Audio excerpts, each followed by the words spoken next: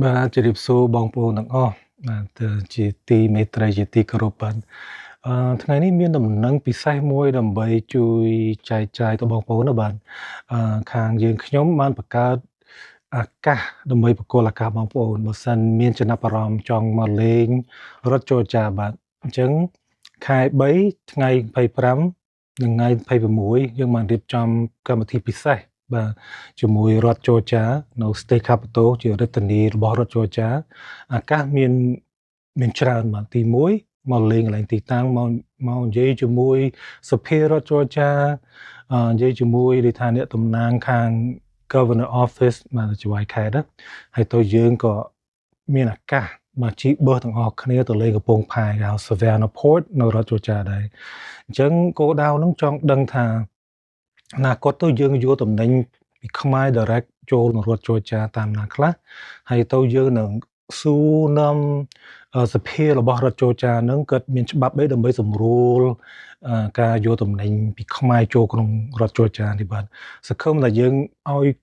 ស្រុកខ្មែរនិងរដ្ឋជ័រចាចាប់ដៃគ្នាឲ្យស្អិតដើម្បីពាណិជ្ជកម្មដើម្បីសេដ្ឋកិច្ចបាទនេះជាអ្វីដែលយើងខំប្រឹងធ្វើ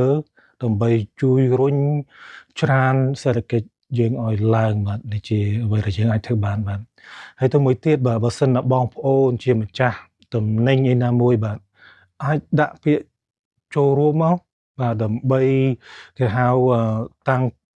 ទីពោមួយនៅរដ្ឋជ័រចាដើម្បីបង្ហាញឲ្យខាងរដ្ឋជ័រចាគេអាចឃើញថានេះជាតំណែងពីខ្មែរបាទតាំងទីពោបាទតាំងពីពោហើយទៅមួយទៀតអាកាសបាទNational Network បាទជាមួយអ្នកវិនិយោគ investor អញ្ចឹងនៅរដ្ឋជ័រចាអត់ខ្វះទេអ្នកសេដ្ឋីស្បែកសនិងបរទេសអញ្ចឹងយើងមានឱកាសនេះអាចនិយាយជាមួយគាត់ថាគាត់ចាប់អារម្មណ៍វិនិយោគនៅខ្មែរអត់មានអីខ្លះឱកាសហ្នឹងអាចរាយរាប់បាទនិយាយចំទៅជា presentation បាទខ្ញុំមិនអាចធ្វើតួនាទីអស់នៅម្នាក់ឯងទេអញ្ចឹងបងប្អូនសូមចូលរួមបាទខាងយើងខ្ញុំបង្កើតឱកាសដើម្បីផ្ដល់ឱកាសឲ្យបងប្អូនណាបាទបើសិនបងប្អូនចាប់អារម្មណ៍ចូលរួមនៅក្នុងកម្មវិធីហ្នឹង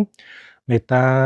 chat មក page ឬនៅ Telegram ក្រុមការងារនឹង detail បាទអញ្ចឹងបើសិនណាបងប្អូនចាប់អារម្មណ៍ខាងយើងខ្ញុំនឹងជាមួយរដ្ឋជ័រចានឹងជួននិខិតអញ្ជើញចូលរួមក្នុងកម្មវិធីពិសេសយើងនេះជាកម្មវិធីដំបូងមកឆ្នាំទី1សង្ឃឹមថាឆ្នាំទី2ទី3ហ្នឹងយើងនឹងមានបងប្អូនខ្មែរច្រើនចូលរួមបាទ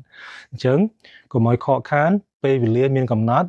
កន្លែងទីតាំងហ្នឹងក៏មានកំណត់ដែរបាទអញ្ចឹងរឹតតែឆាប់ឬល្អដោយសារតែយើងត្រូវការប្រមូលព័ត៌មាន apply សុំ visa